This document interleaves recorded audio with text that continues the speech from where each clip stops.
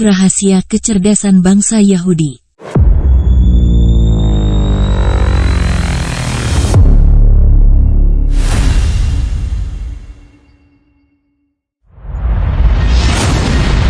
Bangsa Yahudi dikenal sebagai bangsa yang cerdas. Banyak ide dan penemuan besar diciptakan oleh orang-orang Yahudi.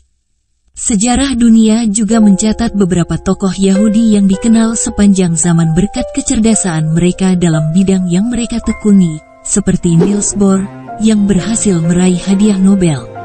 Albert Einstein, seorang ilmuwan jenius di bidang fisika. Sigmund Freud, pencipta teori psikoanalisa di bidang ilmu psikologi.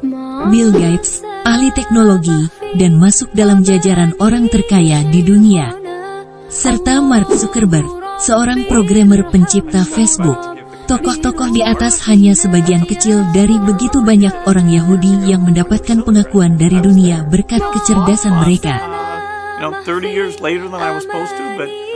Begitu banyaknya bangsa Yahudi yang bersinar karena kecerdasannya, sehingga menimbulkan berbagai pertanyaan tentang mereka.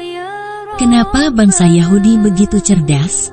Bagaimana mereka bisa sampai secerdas itu? Ternyata semua pertanyaan di atas dapat ditemukan jawabannya dalam tesis Dr. Stephen Charleon.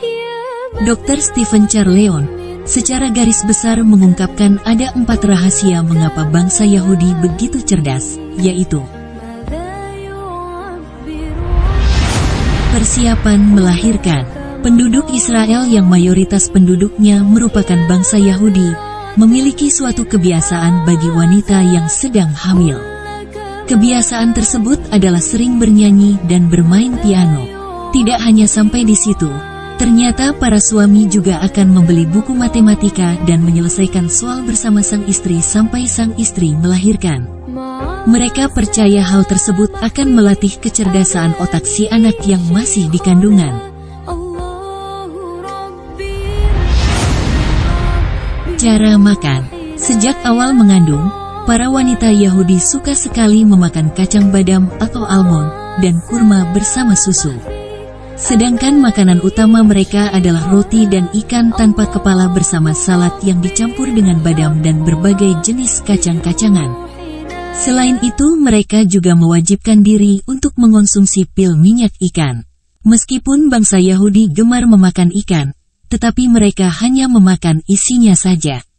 Selain itu, mereka tidak pernah menghidangkan atau memakan daging dan ikan secara bersamaan.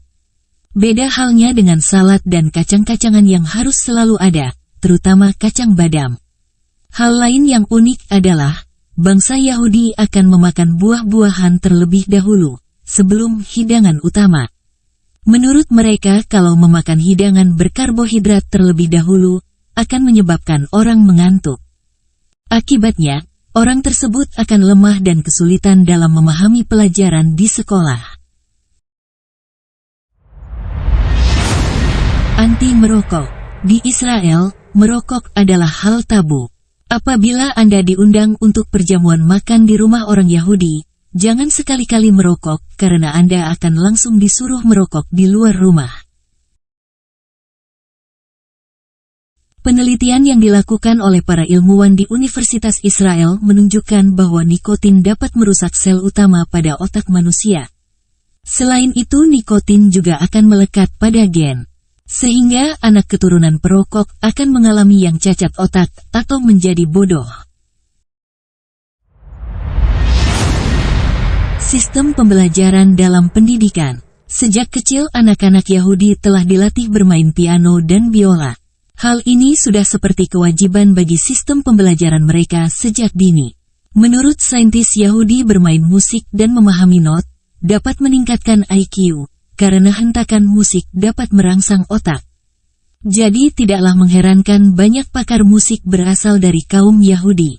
Saat sekolah dasar, anak-anak Yahudi akan diajarkan matematika berbasis perniagaan dan pelajaran IPA. Selain mata pelajaran itu, olahraga juga menjadi kewajiban bagi mereka.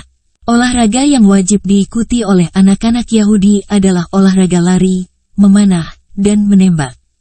Memanah dan juga menembak merupakan latihan untuk otak agar dapat fokus. Sedangkan menembak merupakan latihan persiapan bela negara. Saat sekolah menengah dan perguruan tinggi, murid-murid lebih difokuskan pada pelajaran sains. Mereka didorong untuk meneliti atau menciptakan sebuah produk. Apalagi kalau yang diteliti itu berhubungan dengan senjata, medis, dan mesin.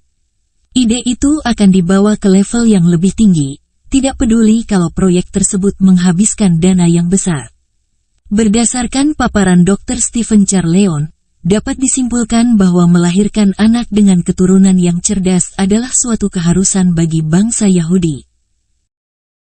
Pemikiran seperti inilah yang seharusnya diterapkan pada bangsa Indonesia, terlebih lagi bagi orang-orang yang memulai sebuah keluarga. Tentunya menciptakan generasi penerus bangsa yang cerdas bukan perkara yang bisa diselesaikan dalam semalaman, semuanya memerlukan proses. Untuk melakukan dan menjalani proses itu dibutuhkan suatu jurus yang ampuh, yang berdasarkan pengamatan dan pembelajaran. Belajar bisa dari mana saja, salah satunya dari bangsa Yahudi. Walaupun banyak orang yang anti terhadap bangsa Yahudi, namun tidak ada salahnya jika kita mengambil dan mempelajari sisi positif dari bangsa Yahudi, agar kita dapat melahirkan generasi yang cerdas.